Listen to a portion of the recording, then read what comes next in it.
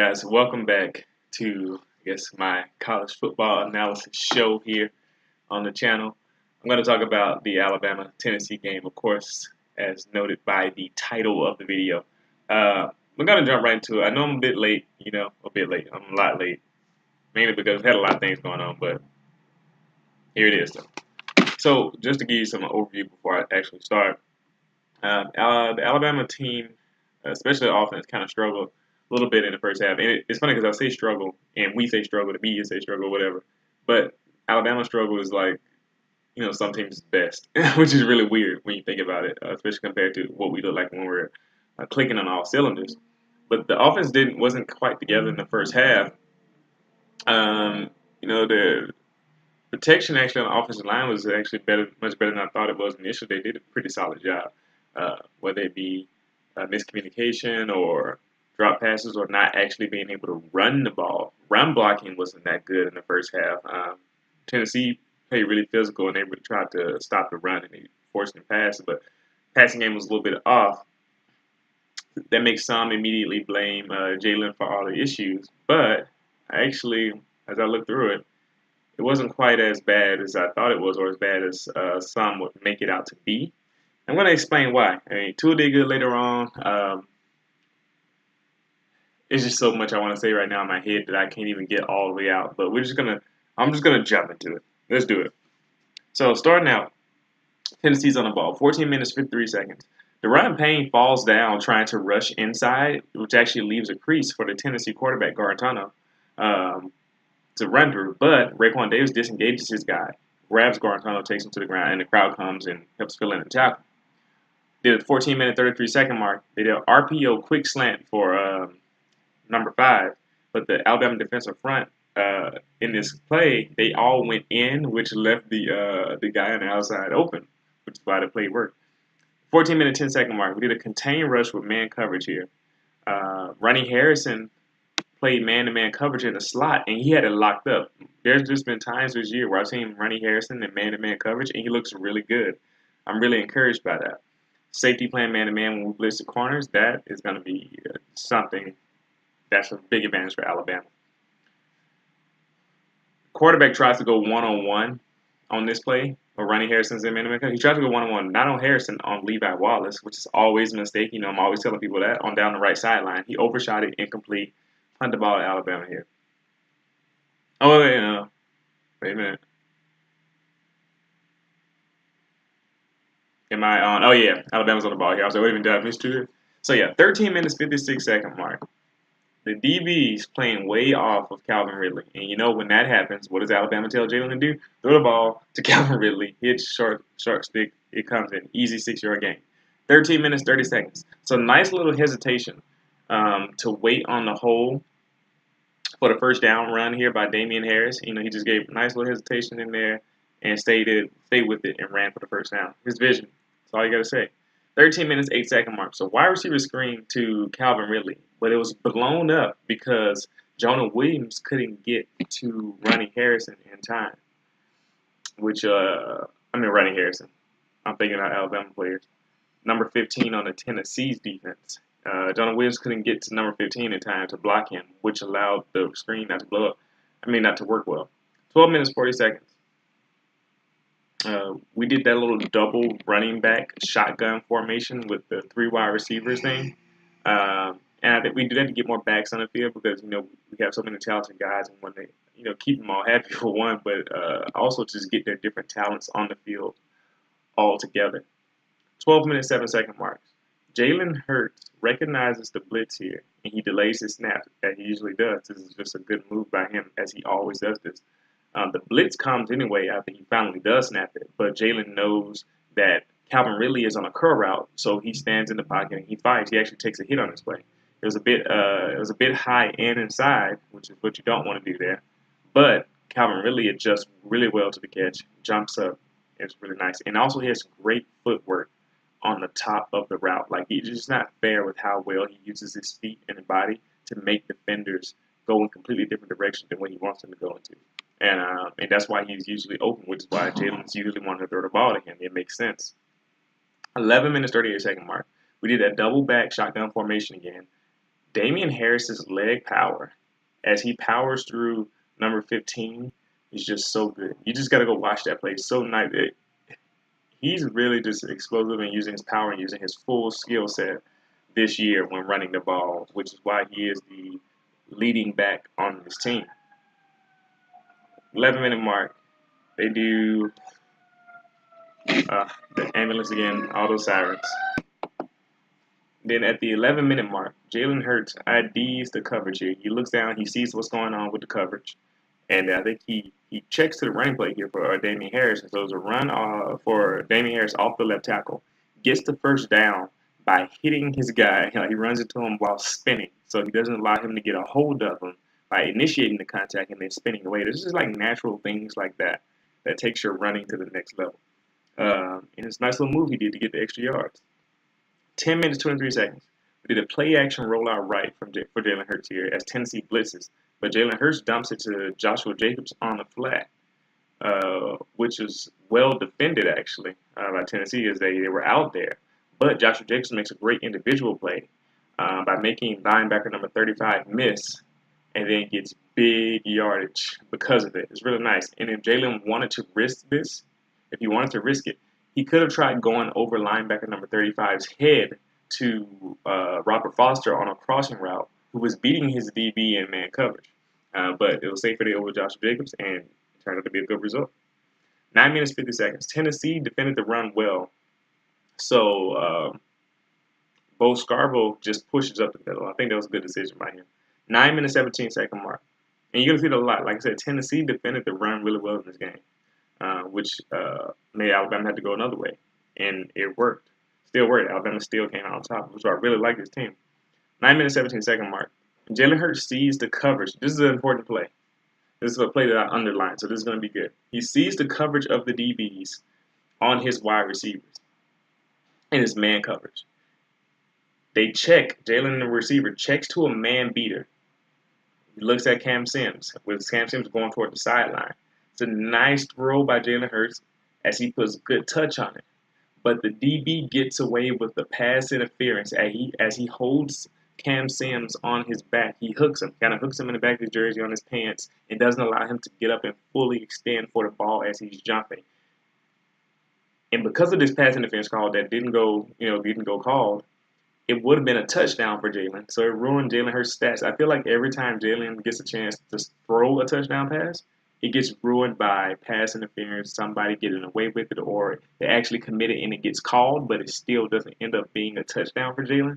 So I feel like all of his passing touchdowns are just negated by defensive penalties, unfortunately.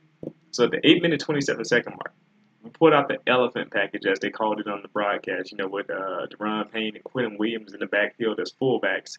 I like it. It was on the fourth down play, got the touchdown. 8 minutes, 21 seconds here. Alabama's on defense. We blitz as Rashaan Evans comes off the edge, which is the right edge of the offensive line. The pressure's not there in time, though, as Tony Brown. Oh, well, not Tony Brown. See, I'm thinking about Alabama players when I see Tennessee numbers. But the Tennessee quarterback, Garantano, hits the tight end on a slant who was covered by Hootie Jones. Raekwon Davis could have rushed him here, but he made a mistake. When Raekwon Davis saw that Garantano was about to pass the ball, he stopped rushing and then looked back to see where the ball was going. If he had kept rushing, he possibly could have caused an errant throw, and it would have been incomplete rather than a completion. 7 minutes, 55-second mark. Anthony Jennings times his blitz well, but I think Garantano gets to the outlet here. Rashaan Evans misses his tackle, ends up giving up 8 yards on the play. 7 minutes, 21-second mark. The line of scrimmage is handled well from the Bama front, but the running back actually gets just enough for the first down. He kind of turns and gets through there. 6 minutes, 47-second mark. They do a flea flicker, Tennessee does, but it's ruined here as Deron Payne won against the center with just his hands. He won a lot of one-on-one hand battles in this game, which is really encouraging for your nose tackle. And he got pressure immediately, forcing a scramble up, and Isaiah Buggs cleans up on the line of scrimmage here to make sure that the quarterback can go anywhere else. 6 minutes, 6-second mark. Isaiah Buggs runs right past number 75 to blow up the run, but the running back goes around that blow up actually. Rashaan Evans, though, sheds the number 51 like a doll. I mean, like a doll, and just pops the running back behind the line of scrimmage. So even though the running back ran around Isaiah Buggs, blowing up his lineman, Rashaan Evans lets go of his guy, and I believe he did this with one hand, actually. He let go of his guy, disengaged with one hand, met the running back, and just stood him up. That's how you play football. Right? Rashaan Evans has been making plays. This guy's been hitting folks lately. 5 minutes, 38 second marks. Mack Wilson's in at Mike linebacker. Rashaan Evans is at Sam. Mack Wilson blitzes up the middle, exploding past the offensive lineman, but he is slightly directed to the side so that the quarterback gets a few yards and almost a first down. Remember that play because it's going to be one later on in the fourth quarter that I'm going to allude to, and you're going to know why this play was important for that play. 4 minutes, 52 second marks. Jalen Hurts smartly delaying the snap again to make the blitz, slow down. The blitz still coming, of course. They don't stop not blitzing. They want to make Jalen make a decision. The reason why teams like to blitz Jalen like this is they believe, not that they don't necessarily believe he can't pass, but what they want to do is they know he's a good runner, so they're going to sell out to stop him from running. And they're going to make him make a quick decision or just at least make some decision. You're either going to try to run into the teeth of our defense or try to make something happen with your legs, or you're going to throw the ball to your outlet or make a really good throw down the field. And they're expecting, or their hope is that he won't. So instead of them allowing him to beat them with his known strength, with something that they know he can beat them with, they're going to say, well, even though he's a quarterback, we know he can pass, we know he made some throws before, we still are going to take our chances with him throwing. And so Jalen now's job is to take advantage of that and make them say, you know what, there's nothing we can do. We can't stop him running, and we can't stop him passing. So let's just step back and play coverage. And when they do that, though, that leaves open running lanes for him and the running back. So this is why I really like Jalen Hurts as quarterback. This is going to be good stuff. But anyway, that's why they blitz him. That's the reason why they do that. And so on this particular play, as he's delaying the blitz, as the blitz is about to come, Jalen Hurts makes the right read here to Calvin Ridley because the DB was playing off again. It's a short stick route. Unfortunately, it was incomplete this time as Jalen Hurts throws inside, and Calvin Ridley was expecting the ball to be placed on his outside shoulder. Calvin Ridley got a hand on it, but it was a harder catch because Jalen Hurts threw it with anticipation. And so that was actually a good quality. It was like a mix of good and bad qualities here. Jalen Hurts threw the ball with anticipation. He started throwing his ball right before Calvin Ridley's head was even around. That is really, really good. Problem was that he threw it a little bit too far inside, which Calvin Ridley wasn't expecting, making that catch hard to make. He didn't, because he didn't wait for Calvin Ridley to turn around, that inside throw caught him by surprise. If he had waited till he turned around, Calvin Ridley probably could have caught it, but that's not what you want to do because the DBs, if they're fast, can come up and make a play on the ball. So it's a good idea. The placement just has to be a little bit better on that particular play. So it's a little mix of good and bad there. Thing is, though, I believe Calvin Ridley still could have caught this ball, as he was evidenced by the fact that he got a good hand on it. It wasn't even like the ball was too far. He extended out for it. The ball was there. He could have pulled it in, and it was a hard throw. But just saying that wasn't the worst throw. 4 minutes, 47 second mark. I thought Damian Harris could have gone outside here. One of the few times I've actually seen him make a mistake with his vision, I believe. Outside at the first down. Well, until here, I saw the hole open up in the middle. So I thought he should have gone outside, but I'm like, well, obviously he has better vision than me when I saw the result of this play. Because their hole opened up in the middle after he waited a little bit and went up the middle, and he turned forward for the first down. Good decision by him. 4 minutes, 23 seconds. It's a quick throw to Calvin Ridley on a short stick route, again, for easy yards. So they're going to play off. Just keep taking what the defense gives you. DBs are off. Accurate throw by Jalen Hurts. 3 minutes, 20-second mark. Jalen Hurts changes the play formation after seeing the defense. They do the double back formation again, and they do another run. 2 minutes, 32-second mark. Bo Scarborough stood up by linebacker number 35. I mean, it was just a nice tackle. I had to highlight it. 1 minute, 57-second mark. Really great coverage by Tennessee on the bootleg from Jalen Hurts. So Jalen Hurts just carries it out of bounds close to the line of scrimmage because there was nowhere he can go with the ball. He didn't force it, didn't make a mistake, didn't throw an interception. So that was a good decision. We punt the ball here. 1 minute, 11-second mark. Look at Raekwon Davis blow up the run from his left end spot. He crashes into the backfield to stuff the running play. Like, he gets in there and doesn't allow the running back to go anywhere. 35 seconds left. The RPO was blown up by Levi Wallace. Levi Wallace really made a play on this. Came in, smacked the receiver. Started the second quarter. Alabama rushes 3, and we play zone. Nowhere to go, so Jalen Hurts takes off for a few. I mean, Jalen Hurts. Guarantano takes off for a few yards. Could have hit his number, well, wide receiver or tight end number 82 on the left side, but the zone was behind it anyway. So it was just good coverage all the way around. He wouldn't have been able to run for a first down, as it was like 3 or 4 Alabama defenders a few yards up the field from him. So good defense, good coverage there. 14 minutes, 13 seconds. Do the play action pass with beautiful pass protection. Was that Alabama? Wait a minute. Oh, yeah. I lost my train of thought for a second. But anyway, the Alabama's back on the ball here. It is 14 minutes, 13 second mark. Like I said, it's play action passes, beautiful pass protection here. Jalen Hurts had a wow, and he wanted Calvin Ridley on a post route. Like, he had a lot of time to pocket. But the safety was coming to bracket this throw, so Jalen Hurts didn't throw it. He goes for the safer throw to Cam Sims on the deep crossing route toward the right sideline. It was high to get over the defensive back, which is really good. That is actually really good ball placement. That was not a bad throw. And it was just low enough, or like in the right place, for Cam Sims to jump up and get 2 hands on it. And actually, he should have caught this, but the DB's contact, so the DB made a good play on the ball here and on the receiver, got contact, wrapped him up, and took him to the ground, causing an incompletion. It was a good decision and the throw, as Jalen Hurts saw Calvin Ridley. What am I trying to say?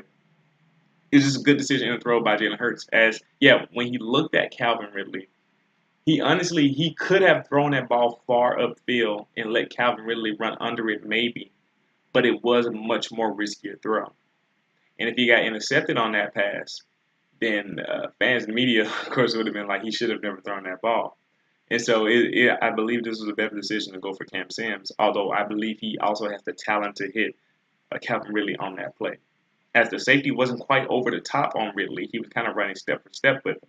So the ball would have had to be perfect. It would have been a risky and necessarily perfect throw to hit that. So good decision, I believe. 14 minutes, 4 seconds. Bad decision, ironically, on this play, in my opinion, by Bo Scarborough. He should have bounced to the right outside. Unfortunately, he ends up just getting back to the line of scrimmage. 13 minutes, 33 seconds. The protection was great for Alabama as Jalen Hurts saw Calvin Ridley one-on-one and decides to go there to him. But Calvin Ridley trips and falls after beating his DB up the sideline. Jalen Hurts takes off for a few yards. Unfortunately, he misses Irv Smith on a first down route, like out route or whatever, which wasn't too far from what Calvin Ridley's route was. I think he just missed him because he was locked in on Calvin Ridley. And he didn't see the route come open, so he just had to take off. And honestly, both Jalen and Tua Tagovailoa made mistakes here today trying to lock in on Calvin Ridley.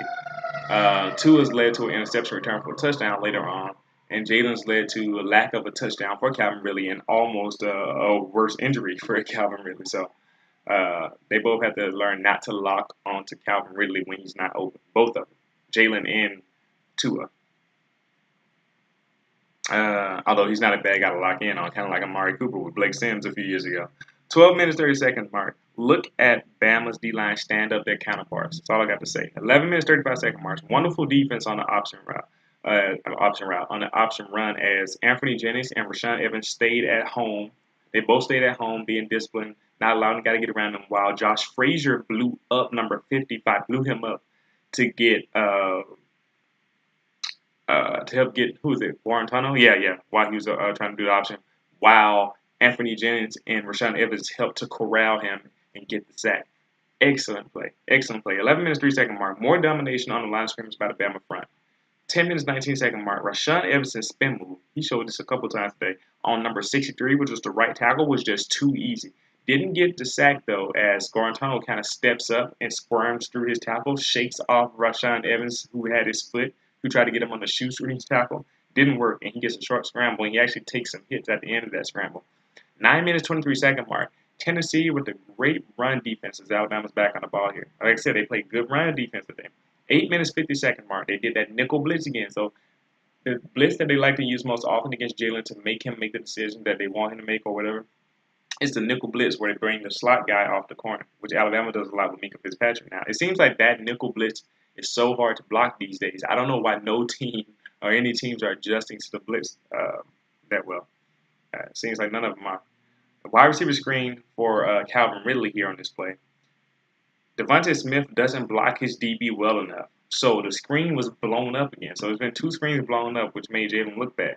Also, Jalen Hurts threw this ball while he was leaning or kind of falling to the side a little bit, which made the ball kind of loft and be a little short. But honestly, that actually made the throw safer. It wasn't a good throw, but it actually made the throw safer because if he had been able to step into that and throw it with the out in front, the Tennessee DB probably could have made a play on the ball. 8 minutes, 40-second mark. Tennessee puts 6 people on the line of scrimmage here, trying to confuse Jalen, and they fake the cornerback blitz. The protection is great for Alabama. So Jalen Hurts drifts a little unnecessarily, in my opinion, to the right, but he still stops, sets his feet, and delivers to Jerry Jeudy across the middle. Jalen Hurts had 2 options on how he wanted to deliver this ball. He could have threw it high and in front, but it would have been in danger of linebacker number 41 of making an impact on the ball, or he could throw it low and behind, or more likely in his mind, throw it at the receiver for safety. As they wouldn't be able to keep running and get more rack, but it would have been a safe completion for the first down. And I think he chose to do the latter rather than actually being an inaccurate pass. I think he wasn't trying to go high and in front. I think he was actually trying to throw it at the receiver because he looked like he was aiming. I know when Jalen Hurts is like aiming the ball, I can tell by the way his body kind of does like this little thing. It's hard to describe, but I can tell he was trying to hit Jerry Jeudy, not necessarily lead him up the field. It was a hard catch because of that, but Jerry Jeudy does get it, and I believe Jalen Hurts intentionally threw the harder throw to make that happen. 8 minutes, 24-second mark. The balance of Damian Harris. He was lifted off his feet, but he rebalances himself and keeps going. That is just a good play. I mean, this guy, he's a good running back. He's going to be in the NFL. 8 minutes, 17-second mark. We do a blitz off the corner here, or the blitz off the corner from Tennessee was ruined as DB number 7. He comes here. But Jalen Hurts makes the right read. What am I trying to say? The blitz wasn't ruined. I read that wrong. The blitz wasn't ruined. The blitz from the cornerback, number 7, ruined the play. So Jalen Hurts makes the right read on his play, and he tries to hit Devontae Smith on a slant route. Perfect execution. Devontae Smith was open. He was going to the right place. It's because it's where the DB had just blitzed from, actually, so that spot was vacated. But DB number 7 was so athletic that he stopped blitzing and then jumped really high to bat the ball. That's really hard to do, by the way. That's not something your average DB can do. And he batted the ball. It was a great play. That would have been a first down throw.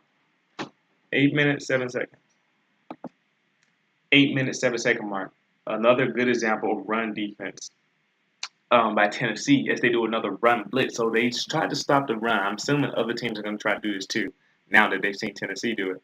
They did a lot of run blitzes to make sure Alabama didn't beat them running the ball, which is going to give them a lot of trouble, in my opinion. I'm predicting right now that Jalen Hurts' best passing days of the season are going to come against better teams when he actually does have to leave the game early. That was also another thing. I believe Jalen Hurts would have had a more prolific day passing, and he would have had greater stats in general if we haven't been beating the team so badly. But that's another thing. 7 minutes, 47-second mark. Good run blocking by Alabama here as Damian Harris gets the first down. 7 minutes, 31-second marks. Play action pass executed perfectly as the fake to Damian Harris brings the defenders up, which is why I said when teams are so focused on Alabama running the ball, they're going to be in a lot of trouble because Jalen Hurts is not afraid to throw across the middle. Alabama is now entrusted and developed him to find these routes and hit them. So when those defenders come up, Hell Hingis runs the seam route right past them. Jalen Hurts fires it to him while keeping it away from the linebacker. First down, great play by Jalen, great throw by Jalen. This is what I'm expecting. We can do a lot of damage with this offense. This run game is really, really lethal. Teams know that. They're going to try to stop it. And that's going to leave lots of holes and seams and gaps for Jalen to take advantage across the middle where these linebackers are coming up to fill their gaps. This offense has potential. 7 minute 16-second mark. Uh, Jonah Williams gets a hold. I mean, yeah, this just usually doesn't happen. Like Jonah Williams holding what? Anyway, 7 minutes 9 second mark. Tennessee sends 5, including DB number 7. They really sent him a lot today. Um, Jerry Jeudy was on an out route from that side, but I think it was a good decision by Jalen not to throw that way, mainly because we have already seen this guy's athleticism. And so if he had thrown the ball out to where number 7 was blitzing from, it's possible that he would have stopped again, jumped up, and picked the ball off. At least in my opinion, I think it was a good decision not to throw that out route because of that. What do you all think? If you need to go look at that play, like this, the 7 minute 9 second mark of the second quarter, the DB number 7 blitzed from that right side, and Jerry Jeudy did run an out route on that right side, but it looked to be a very dangerous type of throw based on what we've seen number 7 do already. And I wonder if Jalen had that in mind, um, and that's why he didn't throw the ball. So he ends up faking out the blitzer, and he scrambles for a few yards. What do you guys think about that play? Let me know in the comments. 6 minutes, 40-second marks. Probably the first time I have seen Jalen Hurts throw a bad swing pass without pressure all year. Honestly, that's probably the first time I've seen it. Yeah, I really believe that may be the first time I've seen it. Without pressure, that's the main thing. Calvin really was on a swing route, and he had the blocks, but the ball was low and behind. And that's the play that a lot of you, and Corther, you mentioned this specifically. I'm giving you a little shout out here. Uh, Calvin really got frustrated with Jalen Hurts. He's like, put that ball out in front of me. What are you doing? And I believe Calvin really is also frustrated because he wants to have a prolific year. He wants to have a big statistical year. The receivers all want to like show out and have big numbers, and he's no different than that. But I believe he deserves it too. He's a good guy. 6 minutes 35-second mark. Tennessee fakes. Um, what did they do? Did they fake sending 6 blitzers? I believe. Yeah, I believe so. But the pass protection was still great as the offensive line was not confused. So I think the pass protection has been great a lot this game. Tennessee really couldn't rush the passer as well.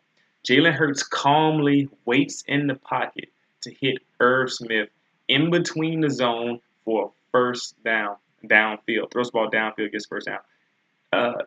This was that crazy play with the fumble out of the back of the end zone that was negated by Combo, number 1 for Tennessee, putting his hands to face to Jonah Williams. It was a really weird play. Go look at it. It was an excellent throw by Jalen Hurts, by the way. He put the ball right in the money, hit Irv Smith where he needed to be, and allowed him to run up the field. That was a good throw. The throw was underrated because of how crazy the play was. Nobody talked about the throw anymore after this. It was a good throw, good identifying of whether your guy's going to be in between the zone. Good play by Jalen. The weird part about this play to me, though, was that the penalty yards were given at the spot of the fumble rather than the original line of scrimmage. I thought that was particularly weird myself. What do you guys think about that? Do you think that was? I don't know. I just find that I'm like, well, if the penalty occurred, before the pass is even thrown and whatnot, I figured that it would be happening at the line of scrimmage. I know that it changes based on certain plays and certain rules, certain penalties do different things, but that is a weird one to me, especially since the end of this play, before the penalty, or not before the penalty, before the penalty was called. But wait, no, that's not right. Before the penalty was given, I should say. Before the penalty was given, Irv Smith, as he was running toward the end zone, the ball popped out of his hand as he got tackled, and it flew out the back of the end zone. Would have possibly been a touchback, or it would have been a touchback Tennessee ball. It was just a weird play. What do you guys think about that play? Put that in the comment section. 6 minutes 25-second marks. Tennessee had good run defense again. They just remained disciplined this whole time. They really remained disciplined. I cannot fault Tennessee. They remained disciplined. So 5 minutes 43-second marks. This is an important play. I'm going to start saying that from now on, I think, when I want you guys to really pay attention to a play. So listen to this. 5 minutes 43-second marks. Jalen Hurts must not trust the play here, or he didn't trust his arm, or he didn't trust. He was just hesitant for some reason here. He was hesitant. He did not just play as Calvin really is open immediately. And I thought it was his arm because he has arms to make this throw. He's open immediately on the out route. But Jalen Hurts doesn't throw it. I think the DB scared him off, actually, as the DB was kind of running toward that way. But he still had it. And so Calvin Ridley immediately starts curling up into the end zone because he's like, all right, Jalen did throw, let me go up. While Jalen Hurts starts moving to the right, which is where Calvin Ridley ran that out route. After looking at the middle of the field for a second, he looked at the middle of the field. He completely misses, and this is understandable. This is the third read on the other side of the field, but he completely misses Devontae Smith wide open on a corner route to the left pylon. And the reason why I know it was wide open was because all 11 defenders of Tennessee, all orange and white, were on screen. They all were on the screen. Jalen Hurts was just too hesitant in his progressions here. He also did not progress to his third read. So he was hesitant in his progression, so he didn't hit Calvin Ridley. The middle read wasn't open, and he missed Devontae Smith wide open on a corner route to the left part of the end zone. He tries to, well, in these cases, if he had tried to hit 3, it would have most likely a touchdown, or at the very least, stopped at the 1-yard line. If he hits 6, it's a touchdown for sure. If it's Devontae Smith, it's a touchdown for sure. There's no way that's not a touchdown. Jalen Hurts instead hits Calvin Ridley late as he comes back across the middle of the end zone, who did have a chance to catch the ball, actually. The ball hit him in the hand, so it was still a good throw. But he was exposed to a hit on his knee, so it was incomplete. In my opinion, honestly, that was the worst play of the day for Jalen Hurts. And the crazy part is, like I said, is not necessarily that Jalen made a bad throw here or the ball was placed well or any of those things that working too. Because, like I said, the catch, the throw and the ball was catchable. It was a catchable throw. It's just that Jalen, the mistakes were that he was hesitant to hit really initially, which would have been no issue. And also that he was hesitant in making his read and didn't look to the other side of the field to Devontae Smith. That's what made it the worst play. And Tua Tagovailoa, honestly, in a very similar situation, makes a mistake similar to this later on in the game. So it's funny that they both made mistakes like this in the game. Anyway, from that play, 5 minutes, 32 second mark. Great pass protection here, but equally great pass defense. So Jalen Hurts takes the open lane between the left tackle and the left guard for a few yards. Right, that's Jalen Hurts. I told you I keep looking at these numbers. Guarantano, it's a Tennessee quarterback. Tennessee's on the ball. There's a flag on the defense anyway as Ronnie Harrison. Wait. No, I'm right. What am I talking about? I'm messing around. 5 minutes, 32 second mark. It's a great pass protection for Alabama because that wasn't a touchdown, obviously. And I said equally great pass defense. But Jalen Hurts takes the open lane to the left guard, left tackle on the left guard. Flag on the defense as number 15 from Tennessee. He holds Henry Ruggs. Otherwise, I think Jalen Hurts was going to throw the ball to Henry Ruggs on this play. Actually, Henry Ruggs beat his guy. It was going to be a post route in the back of the end zone. I think that's what Jalen Hurts was going to go. And it still would have been 5 catches, 5 touchdowns for Henry Ruggs. But anyway, penalty, 5 minutes, 4 seconds. Play action pass on the goal line, defended extremely well by Tennessee. Bad decision, actually, by Jalen Hurts to throw. Incomplete. So this, actually, in my opinion, was a worse throw. Maybe a worse decision than the initial play where I said it was the worst play of the day, but this may be his worst throw, or worst decision throwing, I guess. By Jalen Hurts to throw incomplete in field rather than out of bounds. I think he wanted to simultaneously give number 24, which is Brian Robinson, a chance to catch the touchdown and throw it away. So he's indecisive. This is the worst of him in his indecisiveness that I've seen this season. I hadn't seen this level of indecisiveness from Jalen Hurts until this game. 4 minutes, 54 second marks. The elephant package came out again. We got a touchdown, so no problem. Bo's got hops. 4 minutes, 43 second mark. Look at Isaiah Buggs stay disciplined. Tennessee's back on the ball and play the QB until the end of the play. Great play. He holds the play to a 3-yard scramble because he stopped the quarterback from getting to the outside and he pursued him back toward the middle. Great play. That's how you play a QB run. 4 minutes, 20 second mark. Gutsy throw by Guarantano as he goes in between Levi Wallace and Hootie Jones down the right sideline. The ball needed to be perfect. And honestly, his ball was 1 yard from being perfect. If he had thrown that ball just 1 yard short, a little bit more touch, just a tad bit more touch, it would have been a catch. A nice gain. The wide receiver was able to get one hand on it. So a little bit more touch, he would have been able to get 2 hands on it and possibly catch it.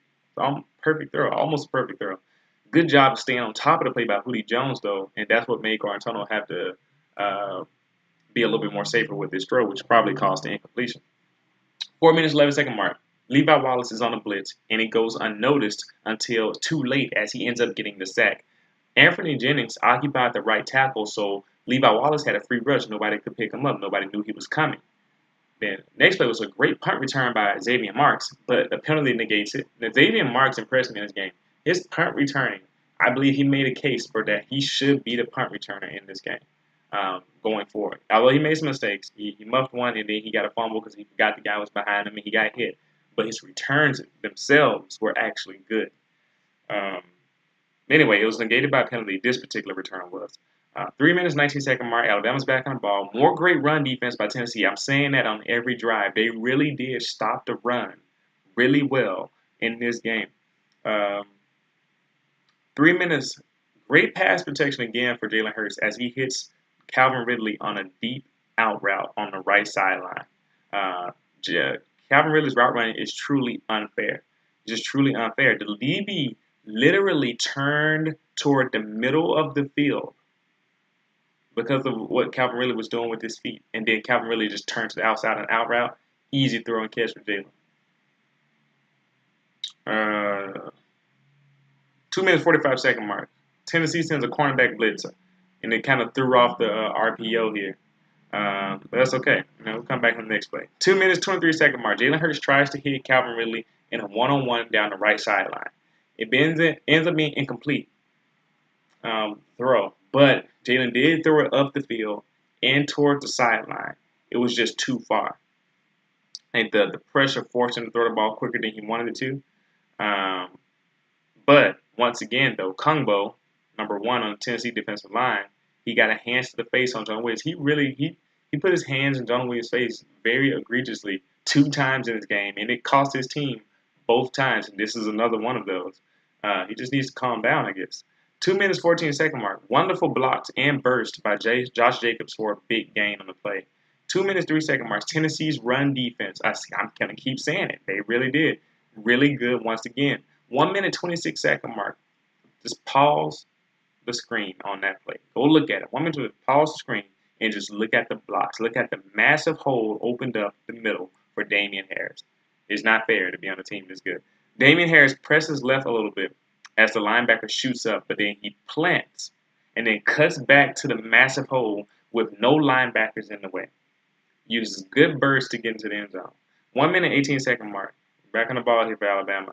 Defense back on the ball. This is the worst gap discipline of the day for the Alabama defensive line. And it looked like it was Raekwon Davis's fault. Allows Kelly to get a 15-yard gain or so because he ran right where Raekwon Davis vacated. 55 seconds. Anthony Averett. We got so many guys on this team. With great coverage and one-on-one down the left sideline. Doesn't allow Tennessee quarterback to get the ball down there. 0 minutes, 48-second marks. I just said wow on this play because Minkah Fitzpatrick, I said wow 3 times. Wow, wow, wow. Because Minkah Fitzpatrick beat the right tackle. He beat the right tackle with pass rushing engagement. He engaged the tackle and then shed him. Minkah Fitzpatrick engaged the tackle and shed him to get pressure on the quarterback. He still throws a great ball, though, for his wide receiver past the first down mark. But still, excellent play by Minkah. 43 seconds. Great example of discipline contained from the Bama defensive line. Go look at that play. 35 seconds. Beautiful stunt on the rush from Anthony Jennings crashing from the jack linebacker spot. And then Raekwon Davis looping around Anthony Jennings' crash down. And he gets a free rush at the quarterback while also LeBron Ray runs through number 75 on the Tennessee offensive line to help Raekwon Davis get the sack. Excellent execution of that stunt and pass rushing ability by LeBron Ray, Anthony Jennings, and Raekwon Davis. Raekwon Davis did the stunt the way it's supposed to be done. He came up to engage the lineman a little bit while the other guy crashes down, and then he went around. Because if you just go around, then the lineman will notice that it's a stunt, and they'll just adjust to the play. Shout out to Brett Coleman, a YouTuber who really breaks down football, for explaining the importance of engaging with your lineman a little bit on your stunts, on your loops. Anyway, where was I going next? Oh yeah, even on this play, the coverage was great downfield, but with that said, Hootie Jones was not looking at number 82, who was past Levi Wallace on the right sideline. If Guantanamo had saw that, it could have possibly been a touchdown if Hootie Jones doesn't turn around in time. So it was interesting. Good that the blitz and the stunt worked out. The stunt, and the pressure from LeBron and Ray worked out. Uh, what's the next play? Where are we going? 2 seconds left in the second quarter. The run Payne with the spin inside to beat the right guard for instant pressure. Told you those one-on-one battles, he's winning. Rashaan Evans spins outside after he bull rushes to pursue Guarantano. And then Mac Wilson on a spy comes up as Rashaan Evans smacks Guarantano trying to throw a Hail Mary pass. That guy can take a hit. I mean, he took some hits in the game, and that was one of them. Rashaan Evans is a man out there. That's the end of the second half. I mean, that's the end of the first half. So the third quarter is coming up next. Before I do that, I just want to take it down. Alabama came out sloppy, and we were still up 24-0. Whatever the score was at this point. I believe it was 24-0 at halftime. And Nick Saban said it all week long. They were not practicing well. You saw the Hey Nick Saban, the Hey Coach show that he does on Wednesday night or Thursday, whatever the day is now. He said that they were not practicing well. They were trying to get them to get it together. You know, he said he had to stir some things up at practice because the players, I think they really are letting the media affect how they prepare for each team. They're like, we're going to beat Tennessee. They're not that great. We can whip them because they're not a good team. And I believe the players listen. The offense came out and looked like it. They really did. They didn't run block well. The pass protection was surprisingly okay. I think even Jalen may have been affected a little bit. Not composure-wise. He's always composed, but even I just like maybe his preparation as I saw him do some things that he normally doesn't do. Like some of that hesitancy on some of those play calls that could have come from bad practice. Luckily, this did not continue into the second half, and that's evidenced by the first drive of the second half, which I can't wait to talk about. So anyway, with that said, let's move on to the third quarter.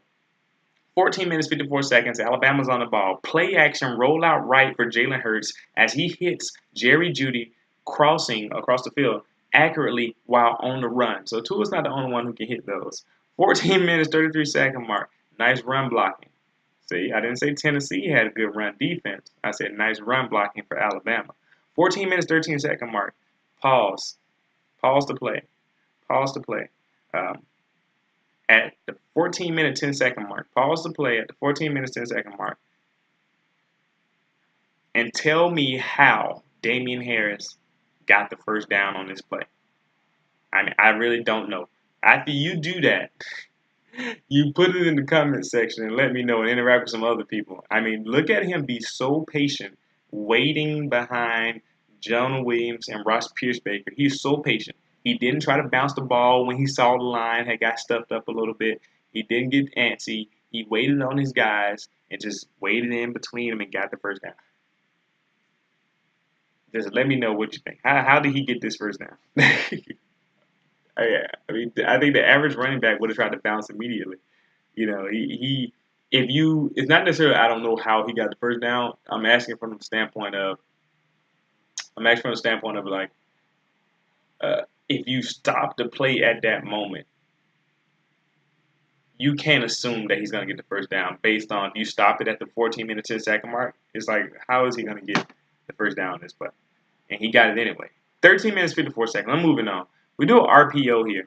Jalen Hurts hits Calvin Ridley on a dig route against man coverage accurately for a first down.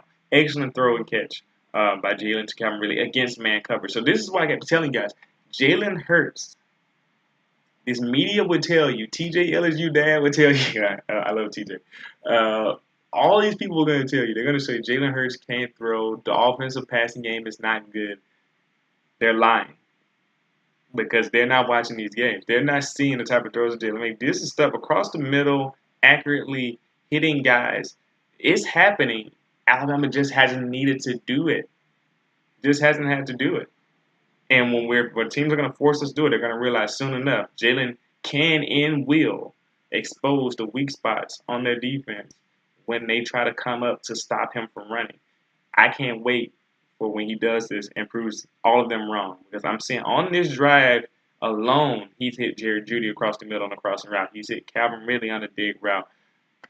And more is coming. 13 minutes, 17-second mark. Jalen Hurts fakes the swing pass to Bo Scarborough and then slings the ball out to Irv Smith on a seam route for the first down. It was good velocity on this throw, and the placement made sure that the safety could not make a play on the ball as it was like it was low but to the outside so that Irv Smith can just kind of go down and catch the ball kind of like that.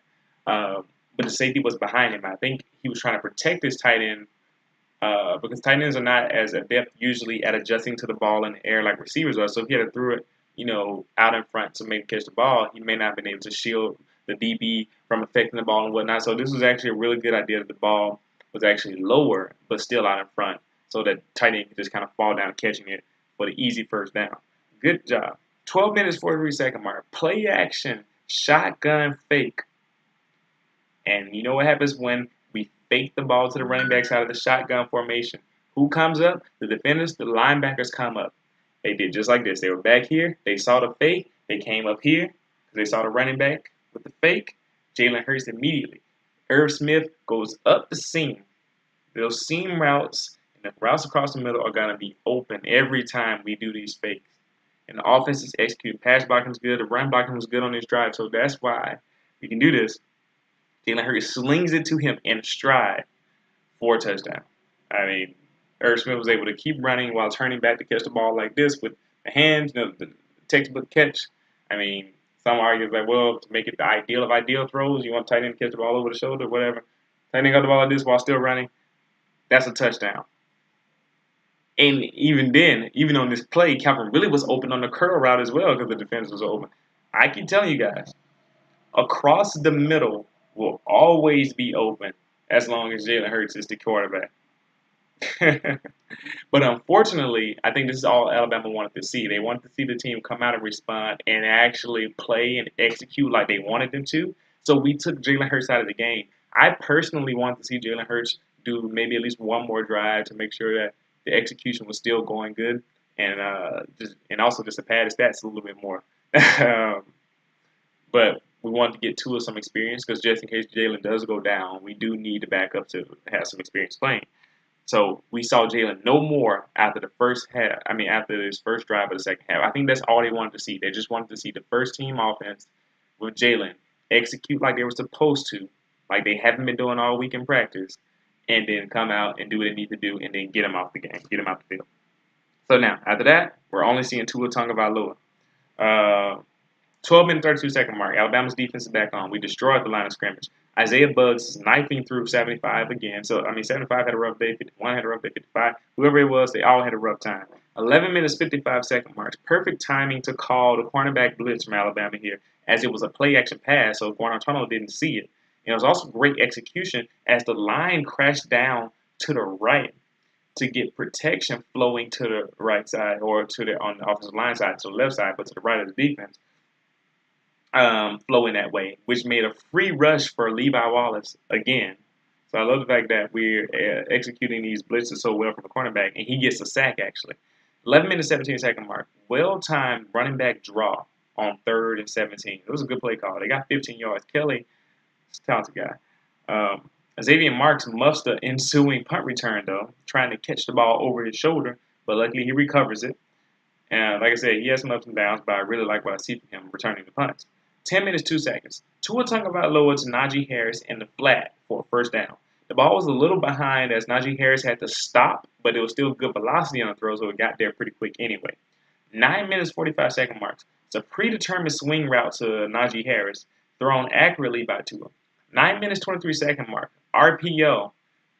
Tua Tagovailoa, by the way, before I keep going, Jalen Hurts didn't have a single design called quarterback run the whole game.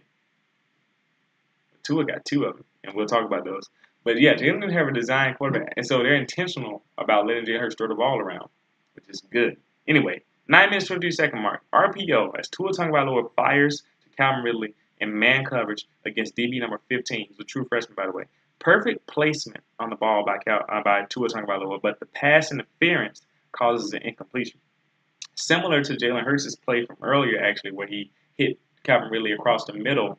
Jalen Hurts actually, his pass was completed because it wasn't PI that time. His pass was completed as Ridley beat his guy across the middle. This time, though, the guy got a PI. It's a very similar play. 9 minutes 15-second mark, a little screen outlet to Calvin Ridley for a few yards on a check down. But Tua Tagovailoa threw the ball on the outside shoulder rather than on the inside. And what am I trying to say? I'm trying to figure out why I said but in this context. I think on this particular play, oh, I know why I said that. Because on this particular play, you would have wanted to throw it inside because of the way Calvin Ridley was positioned. If he threw the ball inside, it would allow him to step up into catching the ball and continue to run. Whereas on the outside shoulder, he had to kind of step back into the catch and then try to run. So that's one of those examples where you want to put the ball on the inside shoulder.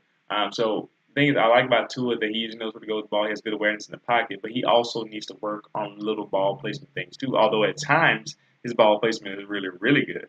But I think getting him more consistent is what they want to do as well, which is why they got him so many reps. So he's not perfect. Everyone loves a backup quarterback. He's a really good one, by the way. But he isn't perfect, as they'll try to make you believe. But anyway, 8 minutes, 29-second mark to the third quarter. Tua Tagovailoa should have gone to Najee Harris here, as the first down would have been easier. He has to take unnecessary contact to get the first down on this play. Now, 8 minute 11-second mark was a designed QB draw for Tua Tagovailoa for big yards. It was just a really smart play call. I think Dable was like, I got you.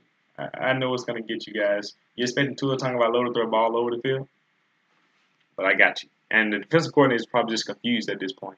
7 minutes 55-second mark. Najee Harris could have bounced, but he didn't. 7 minutes 22-second mark. Protection is great as Tua Tagovailoa hits Calvin Ridley on a curl route. He puts the ball on the outside shoulder as well. And contrary to like the announcer saying it was an amazing throw, like a great throw, I think it was just a good throw. Because he could have been even better if he anticipated it more. He threw it when Calvin Ridley's hips were turned toward the line of scrimmage, or like just turning toward the line of scrimmage. When he could have thrown it when Calvin Ridley was starting to turn around. And if he does that, I think Calvin Ridley can get even more, and DB will know the ball is coming yet. But it was nice of Calvin Ridley to come back to the ball as well as it was a long throw. The reason why it was good that he came back to the ball because the throw was so long, the ball was going to end up being a little bit low because how far it had to travel if he waited for it. So instead of waiting for it and waiting for the ball to get low, he ran back to the ball and was able to catch it at his chest level and then run for a little bit more yards. So great play by Tua and Ridley together with a little bit of anticipation and a good catch and coming back to the ball. 6 minutes, 25-second mark. Tua Tagovailoa did the same thing that Jalen Hurts did earlier. Remember I talked to you about locking in on Calvin Ridley? This is that play. This is the play, the 6 minute, 25-second mark. He locked in on Calvin Ridley in the end zone, and he didn't throw it early. If he wanted to throw it, he should have thrown it toward three. What am I trying to say? He should have thrown it toward, I guess, what am I trying to say, the back of the end zone, throwing it toward the end zone. As soon as Calvin Ridley got by the DB, he hesitates instead and throws it late after the pocket gets tighter. Linebacker number 35 jumps it. He jumps it really well. Like, he didn't really have to move. He was playing in the middle of the field, but because Tua now was throwing the ball back across the middle of the field to Calvin Ridley late, and Calvin Ridley actually still would have had a chance to catch. So it's funny, both Jalen and Tua both threw it to a place. It wasn't like going to be intercepted by the DB that was on Calvin Ridley, but the guys underneath or whatever made plays on the ball both times. And in this particular case, the linebacker was stuck his hand up, batted the ball, got the pick, returned it for a touchdown. That was inexperience on Tua's part, lack of awareness in the pocket here. Not to mention, he had a couple more options, and here's one of them. He actually had 3 options. Irv Smith was open on an out route toward the right sideline, and that was going to be a touchdown. He was in the end zone running that out route. It was open. It was open. He beat his guy. It was open at the same time that he was locked in on Tua. Irv Smith was coming open on his little out route toward the right sideline, and he just completely missed it because he was locked in. Not only that, Tua could have, because he was already outside the tackle box going that way, could have just thrown the ball away to the right sideline. Also, he could have just scrambled out toward the right and possibly could have got the touchdown that way. Uh, Maybe not, but if you make a guy miss, I mean, he's already shown he can do that. Well, actually, you'll see that later. He showed he can make a guy miss. He just had more options. He was hesitant, and he didn't. He was hesitant. He locked in. He didn't get to his second or third read, and he didn't think to throw the ball away or run. That is an example of inexperience. And it's funny because Coach Xavian, he apologized for it, as he usually does. He's a very polite kid. But that's something that you learn with more experience, which is why we put him in the game, which is why we allow him to play so much. So that's one of the reasons why I say I'm always in support of Jalen. I don't think Tua should come in and be the starting quarterback right now. You can give me your reasons why in the comments. That'll be fun. What do you think about that situation? What do you think about this play, actually? That'd be nice. Tell me what you thought about this play. Anyway, let's move on. 5 minutes, 30-second mark. Look at the blocking on the stretch left. Alabama's back on the ball now. Tennessee returned the interception with Josh Jacobs. First down run. 5 minutes, 8-second mark. Tua Tagovailoa dumped off to Hale Hinkins in the flat. It was a safe throw. It would have almost been no gain, but Hale Hinkins fought through the tackler to get the first down. He rumbled. This guy, I was like, Hale Hinkins out here trying to prove he can get some run after the catch. I believe Tua may have thrown this ball a little bit too fast, may have dumped it off a bit too fast, as Devontae Smith was coming open across the middle as the linebacker that went after Hale Hinkins was starting to go over there before Tua even threw the ball, but Tua was content on throwing the ball out to the flat. He would have saw Devontae Smith being open across the middle here. 4 minutes, 41-second mark, but you can't argue with the result. Play action, well designed here, as the line and the running back, they both go right on the fake, while Tua Tagovailoa and the wide receivers go left. Basically, it's two reads about Tagovailoa. You got Irv Smith in the flat, or he has Jerry Jeudy on a crossing route. The defenders got close to, who did they get close to here? They got close. Oh, the defenders got close, so Tua Tagovailoa threw behind them to Jerry Jeudy with good velocity and accuracy, allowing for a first down catch. They all came up to take out Tua's running or Irv Smith, and so that allowed for Tua to hit Jerry Jeudy behind him. 4 minutes, 21-second mark. Tua Tagovailoa threw it away after the read was not open against good coverage. He looked a bit hesitant again here, I noticed, as he kind of double clutches here with the ball while looking at his wide receivers on the right side. He didn't think to go back to the left side, but that's okay because I think the play was designed to go this way. Good job of him, actually, after being hesitant and making an interception on the previous drive. This time, he got hesitant, realized he doesn't need to throw the ball, and he threw it away. So he actually learned from his previous experience from the throw in the red zone. Good job. This is why you give your backup quarterback experience. 3 minutes, 46-second mark. Tennessee rushes 3 and plays zone. They actually had good coverage. Also, because Alabama still body. Bradley Bozeman is embarrassed as the defensive lineman wins with his hands to go by. I mean, he wins the hand battle too easily to press Tua Tagovailoa immediately. Good job playing Houdini, I said, by Tagovailoa on display. As he did that, his patented Tony Romo spin move, I call it. He kind of does a little spin move like Tony Romo used to get away. He did it in the Vandy game. Now he's doing it in this game. The awareness of him to actually dump the ball off to Josh Jacobs as he was going down, as he was getting tackled, was great. Even though it was all negated by a holding penalty anyway by Bradley Bozeman, it still was a good play. Had to do a field goal here. Now, 3 minutes, 13 seconds left in the third quarter. Kelly, the running back for Tennessee, I would draft this guy. He's a really good running back. He's fighting through Raekwon Davis' tackle. 2 minutes, 44-second mark. Kelly again continuing to churn his feet and get extra yardage for the first down. He's a really talented running back. 2 minutes, 7-second mark. Rashaan Evans on a free run to Guarantano. Got the sack. Just too easy. He came in like a missile. Unblocked. Got the guy. 1 minute, 29-second mark. Raekwon Davis tried shedding his block instead of maintaining his gap, allowing Kelly to run by him for 9 yards. That's one of those inexperienced things. That's something that you just have to maintain. You got to play discipline in and not try to do what you want to do. It's important. 59 seconds left. Minka Fitzpatrick looking like a defensive coordinator out there. Eventually, what am I trying to say? Oh yeah, this way. So I reason why he looked at the coordinator. He's moving everybody around. He's putting all the players in the right position. And eventually, he settles on getting 5 people on the line of scrimmage, and he hovers over the line of scrimmage. So they disguise the coverage really well. What ends up happening is that Jamie Mosley's at the jack, Rashawn Evans is at the Sam, Mac Wilson's at Mike linebacker, and so Rashawn Evans and Minka Fitzpatrick both drop into coverage, and then we send Levi Wallace on a cornerback blitz after all that window dressing. The ball was batted at the line of scrimmage by Deron Payne. So I think we did a lot of stuff. It didn't really confuse Guarantano that much, but I like the complexity. But Deron Payne made a good play sticking his hands up. The in route or the slant he was going for anyway, it was going to be short of the first down regardless. So 22 seconds left in the third quarter. We got Minka. We got Tua Tagovailoa in pistol. Minka at quarterback. He might can play that too.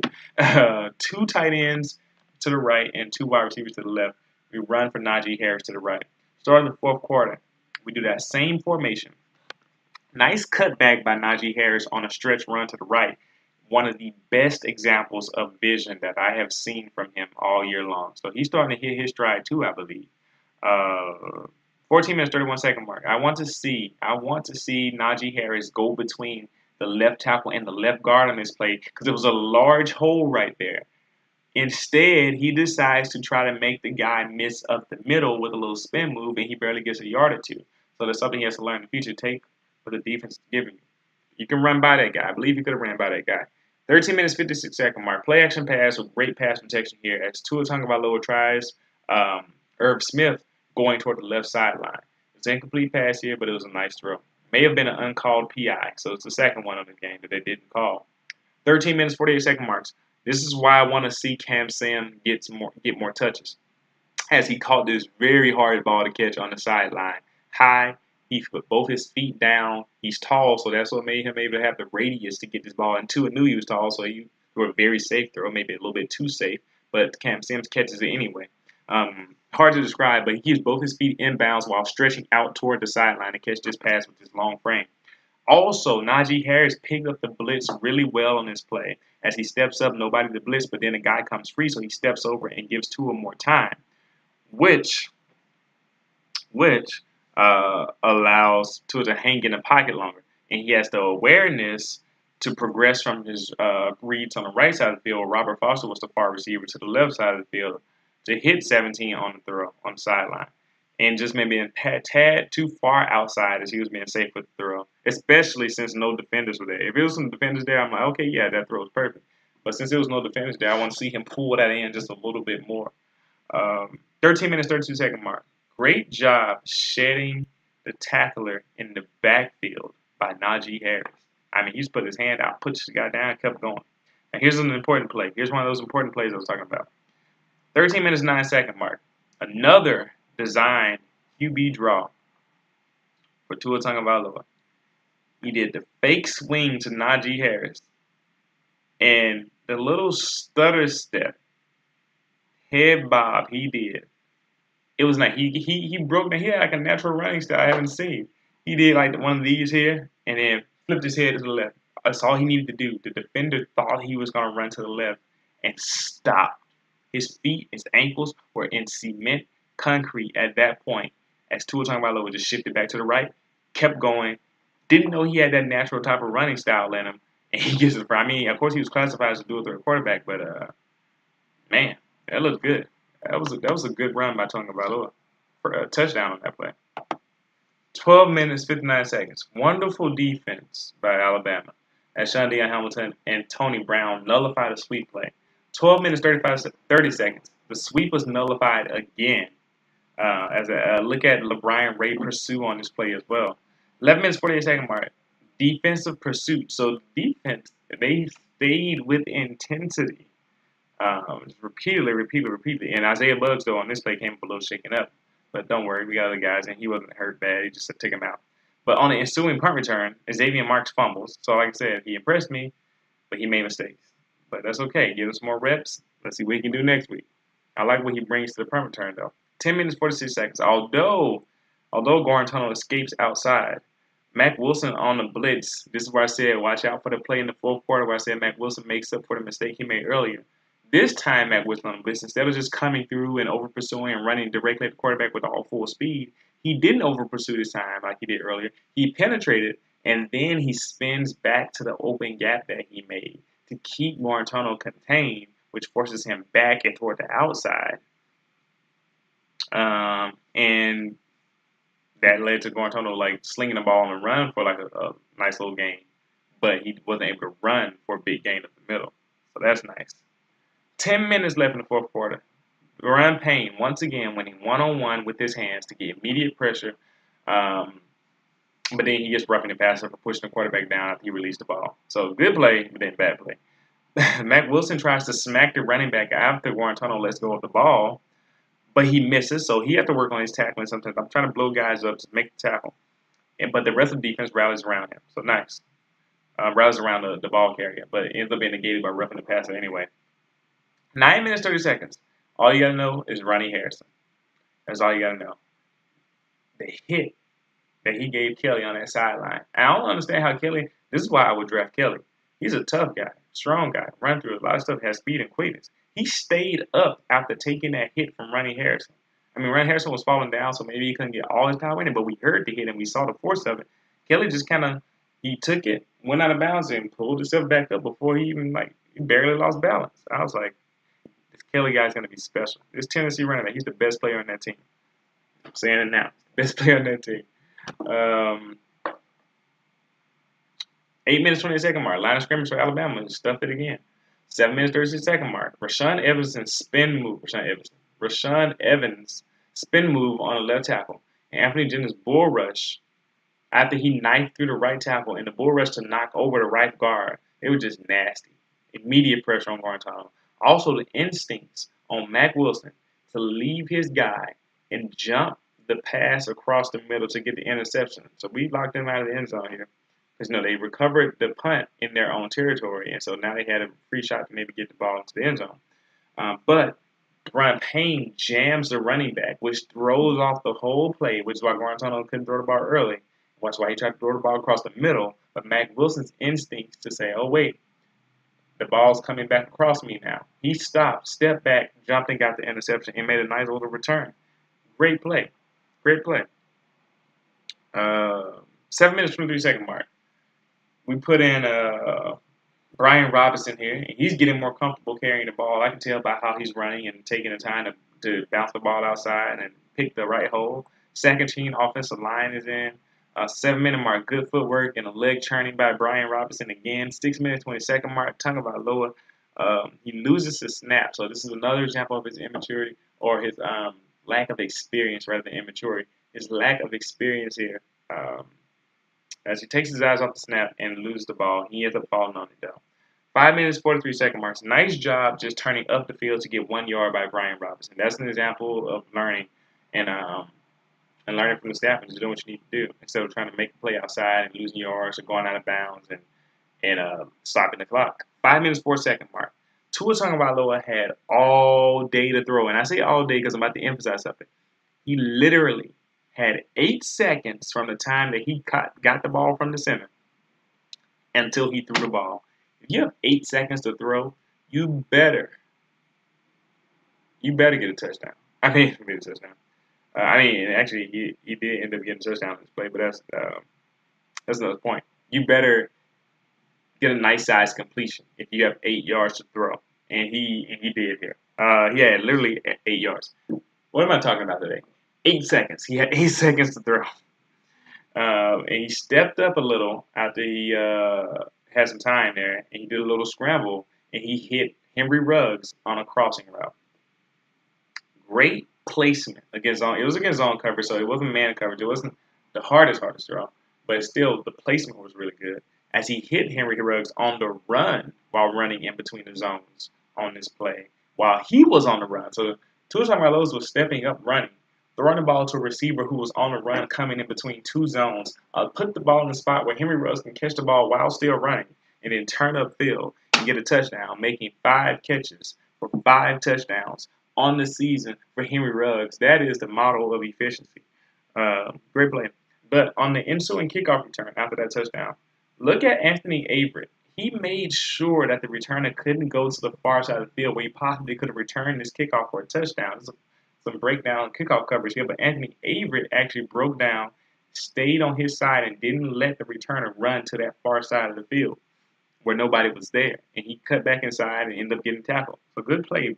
That's an underrated play. Tennessee possibly could have scored on this play. So great job, Anthony Averett. He should get some credit for this. Just preventing the bigger return. 40 seconds left, fourth quarter. 5 people on the line of scrimmage again for Alabama. We got Tony Brown at boundary corner. We got Trevon Diggs at field corner. So we down to the backups and the backups. Deontay Thompson delivers quite a hit on number 9 in the backfield. He's trying to make a name for himself. A lot of backups in at this point. Like I said, we had number 43 in at linebacker. I don't even know who that is. Yeah, Chris Allen in, Deontay Thompson in, Xavier McKinney in, so the true freshman there. Dylan Moses at linebacker. 3 minutes, 9 seconds, we played contain, and it was a good break on the ball by Trevon Diggs. So I see some of the talent and some of the instincts that I think Alabama wanted to see with Diggs when they were trying to try him out at field corner. 2 minutes, 54 seconds. We got running clock getting touches, and then we get another first down running clock, and then we just start kneeling the ball, and that's the end of the game. That is my analysis of the Tennessee-Alabama game. Yeah, it was good stuff. Alabama, they had a bad week of practice. It didn't allow them to lose this game, but they had to work on that, not allow the opponents to bring down their level of play. It was like a tale of halves here. Although we were up 24-0 in the first half, where we played bad. The second half, starting with Jalen Hurts' first drive, very underrated. That should be what we judge the team off of based on how they play when they need to play, or how they play when they do what they need to do, which they did in the second half. So, good overall game and adjustment and play calling. Brian Dable didn't incessantly just start running the ball because Tennessee was literally stopping Alabama from running the ball. They made sure the defensive line and linebacker stopped the run, and they said, Alabama, no matter which quarterback you put in, beat us passing the ball. And Alabama did, especially in the second half when they finally got it together and stopped being crazy with their execution.